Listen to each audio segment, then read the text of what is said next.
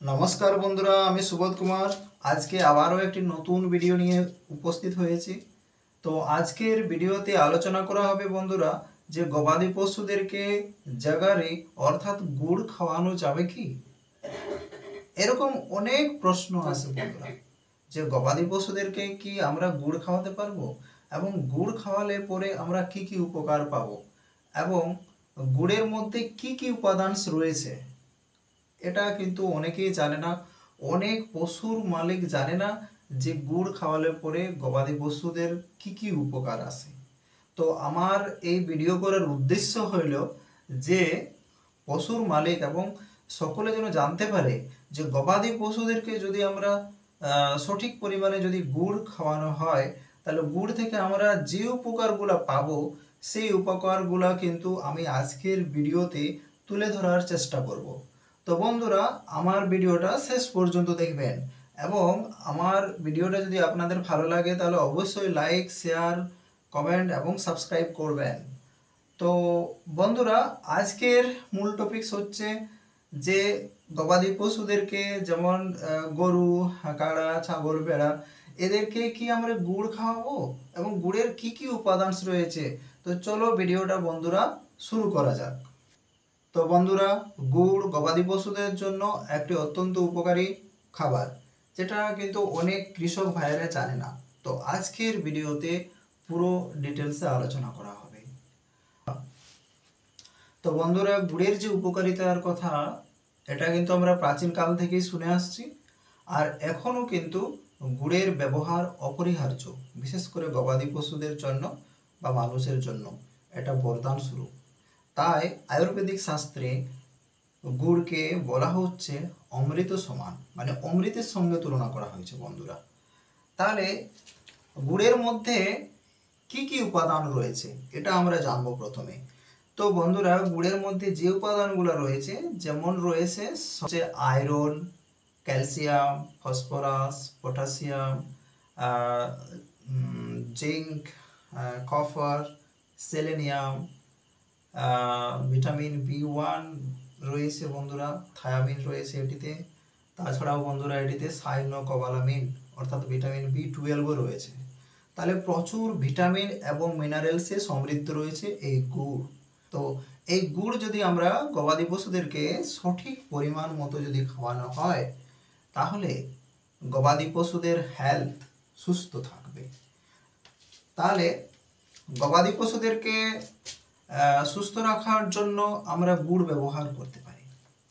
যদি গবাদি পশুদেরকে আমরা যদি গুড় খাওয়ানো হয় তাহলে যে বেনিফিটসগুলো আমরা পাবো বা যে উপকারিতাগুলো পাবো সেগুলো কিন্তু বন্ধুরা হচ্ছে যেমন নম্বর 1 হচ্ছে যে ডাইজেশন।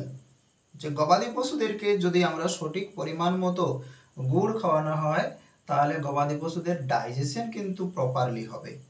অর্থাৎ যখন গবাদি পশুদেরকে গুড় খাওয়ানো হয় বন্ধুরা তখন এই গুড় রুমেনের মধ্যে চলে যায় এবং রুমেনের মাইক্রোফ্লোরা বৃদ্ধি করে এবং পাচনতন্ত্রকে শক্তিশালী করে তোলে।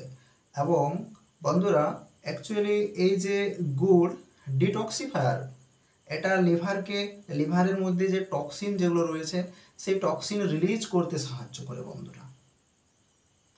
দ্বিতীয়ত হচ্ছে বন্ধুরা যে গবাদি পশুদের মধ্যে যে আয়রন ডিফিসিয়েন্সি হয়, যেসব গবাদি পশুরা অনেক উইকনেস থাকে, আয়রন ডিফিসিয়েন্সি থাকে, তো আয়রন ডিফিসিয়েন্সি অর্থাৎ লৌহের অভাব, অর্থাৎ যেসব গবাদি পশুদের অ্যানিমিয়ার লক্ষণ দেখা যায় এবং সেই সব পশুদেরকে যদি আমরা গুড় যদি খাওয়ানো হয় তাহলে অ্যানিমিয়া দূর হয়। তৃতীয়ত হচ্ছে বন্ধুরা যেসব পশু জল খায় না, মানে এরকম অনেক ফিল্ড কন্ডিশনে দেখতে পাওয়া যায় অনেকে জিজ্ঞেস করে যে আমার পশু জল খাচ্ছে না কেন, এরকম তো হয়। তো গবাদি পশুদেরকে যদি আমরা সঠিক পরিমাণ মতো গুড় খাওয়ানো হয় তো তাহলে কিন্তু গবাদি পশু সঠিক পরিমাণে জল পান করবে এবং হাইড্রেট থাকবে। আর জল পান করলে যে টক্সিন রুমেনের মধ্যে যে টক্সিন সেটা কিন্তু হবে না এবং প্রপার ডাইজেশন ঠিকঠাক হবে। এবং কি চতুর্থত হচ্ছে বন্ধুরা যে গবাদি পশুদের মিল্ক প্রোডাকশন, যেসব দুধারু পশু মানে যেসব গাই যেগুলো দুধের পরিমাণটা কমে যাচ্ছে বা দুধ দিচ্ছে না, তাদেরকে যদি সঠিক পরিমাণ মতো যদি আমরা গুড় খাওয়ানো হয়, তাহলে বন্ধুরা তাদের মিল্ক প্রোডাকশন বেড়ে যাবে। পঞ্চমত রয়েছে বন্ধুরা যে বেনিফিটসটা পাবো আমরা, পঞ্চমত হচ্ছে যে মানে গুড়ের মধ্যে রয়েছে বন্ধুরা সেলেনিয়াম। আর সেলেনিয়াম কি করে না, গবাদি পশুদের ইমিউনিটি বৃদ্ধি করে, এবং এই যে সেলেনিয়াম, যেসব গায়ের ম্যাস্টাইটিসের মতো প্রবলেম রয়েছে, ষষ্ঠত হচ্ছে গবাদি পশুদেরকে মোটা তাগড়া করার জন্য আমরা গুড় ব্যবহার করে থাকি। অনেক পশু রয়েছে যাদের মানে শরীরে ওজন বৃদ্ধি পাচ্ছে না, মোটা তাগড়া হচ্ছে না, তাহলে আমরা মোটা তাগড়া করার জন্য কিন্তু আমরা গবাদি পশুদেরকে গুড় খাওয়াতে পারি। এবং যেসব যে বাছুর রয়েছে, বাছুরদের মধ্যে কিন্তু অনেক সময় ইমিউনিটি হ্রাস পায়, সেজন্য আমরা গুড় যদি সঠিক পরিমাণ মতো গবাদি পশুদেরকে দেওয়া হয়, তাহলে বাছুরের মধ্যে ইমিউনিটি বৃদ্ধি পাবে। কারণ এটিতে মানে এই যে গুড়ের মধ্যে প্রচুর পরিমাণে ভিটামিন এবং মিনারেলসে সমৃদ্ধ রয়েছে বন্ধুরা।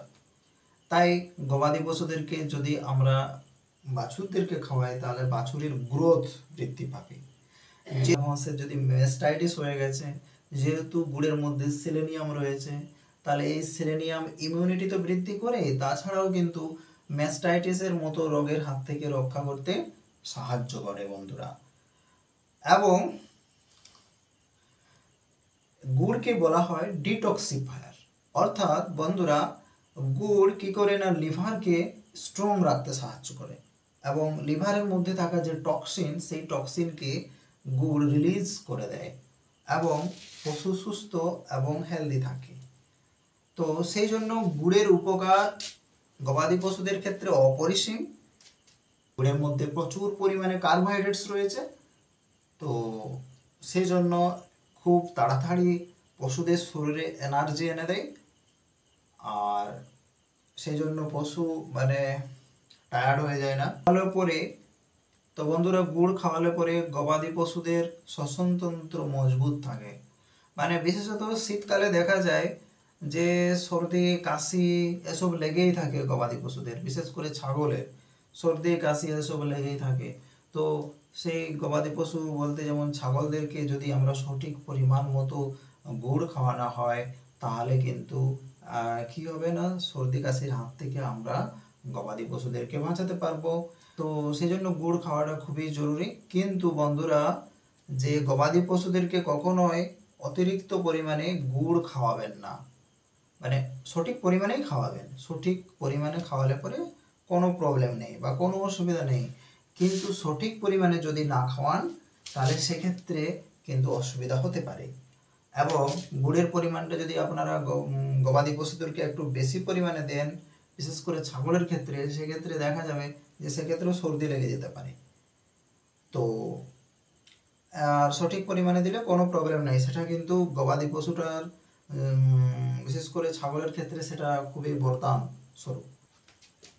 তো বন্ধুরা এরকম অনেক প্রশ্ন আসে যে গবাদি পশুদেরকে কি আমরা কেমনভাবে, গ্রীষ্মকালে কীরকমভাবে খাওয়াবো, শীতকালে কীরকমভাবে গুড় খাওয়াবো।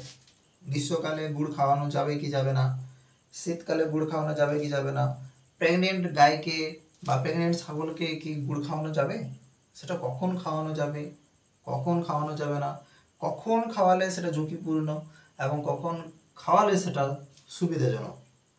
তো বন্ধুরা আমি বলবো যে গ্রীষ্মকালে যদি গুড় খাওয়ানো হয় গবাদি পশুদেরকে, তাহলে সেটা জলের সঙ্গে ভিজিয়ে রাখতে হবে, কিন্তু এটা ফুটানো চলবে না। একই মানে গুড়ের মধ্যে কিন্তু উষ্ণ, মানে গুড়কে কি গরম বলা হচ্ছে, তাহলে গুড়কে যদি ভিজানো হয় এবং সেই ভিজানো হয়ে সেটা শরবত করে নিয়ে যদি বা গবাদি পশুদেরকে চারার সঙ্গে মিক্স করে নিয়ে যদি সেই গুড় খাওয়ানো হয়, তাহলে পশু পরিমাণে চারা খাবে, এবং চারা খেলে পরে তাদের ডাইজেশন ভালো হবে, এবং গুড় খাচ্ছে বলে জল প্রচুর পরিমাণে খাবে, এবং জল প্রচুর পরিমাণে খেলে পরে ডাইজেশন প্রপারলি হবে। তো সেই জন্য বন্ধুরা ডায়েটে কিন্তু গবাদি পশুদেরকে যদি আমরা গুড় খাওয়ানো হয় তাহলে অনেক উপকারিতা পাবো। তো এখন প্রশ্ন হচ্ছে যে গবাদি পশুদেরকে কি শীতকালে গুড় খাওয়ানো যাবে? তো আমি বলবো যে হ্যাঁ, গবাদি পশুদেরকে শীতকালেও কিন্তু গুড় খাওয়ানো যাবে, কিন্তু সঠিক পরিমাণে।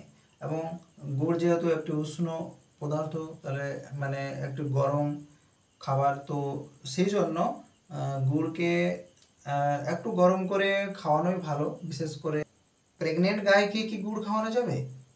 তো আমি বলবো যে প্রথম 4 মাস কিন্তু গুড় খাওয়ানো যাবে না প্রেগনেন্ট গাইগুলো। মানে যেসব গাই প্রেগনেন্ট রয়েছে, যেগুলো 2 মাস 3 মাস রয়েছে, সেই সব গাইকে কিন্তু বন্ধুরা গুড় খাওয়াবেন না। গুড় খাওয়ানোর পরে কিন্তু অসুবিধা হতে পারে। তো সেই জন্য আমি বলবো যে 4 মাসের পর 5 মাস 6 মাস 7 মাস 8 মাস এগুলোর সময় কিন্তু মানে অল্প পরিমাণে, মানে যে পরিমাণে আপনারা গুড় দেওয়ার কথা সেই পরিমাণে গুড় দেবেন না। যদি মনে করো 50 গ্রাম দেন, তাহলে সেটা কিন্তু 25 গ্রাম করে দিতে পারেন। ঠিক আছে, জাস্ট এটা উদাহরণস্বরূপ বলা হলো, কিন্তু অতিরিক্ত পরিমাণে দিবেন না। গুড় যদি গবাদি পশুদেরকে খাওয়ানো হয় তাহলে আমরা বিভিন্ন রোগের হাত থেকে আমরা পশুদেরকে বাঁচাতে পারবো এবং পশু সুস্থও থাকবে। আমার ভিডিও যদি আপনাদের ভালো লাগে তাহলে অবশ্যই লাইক, শেয়ার ও সাবস্ক্রাইব করবেন। তো ধন্যবাদ বন্ধুরা।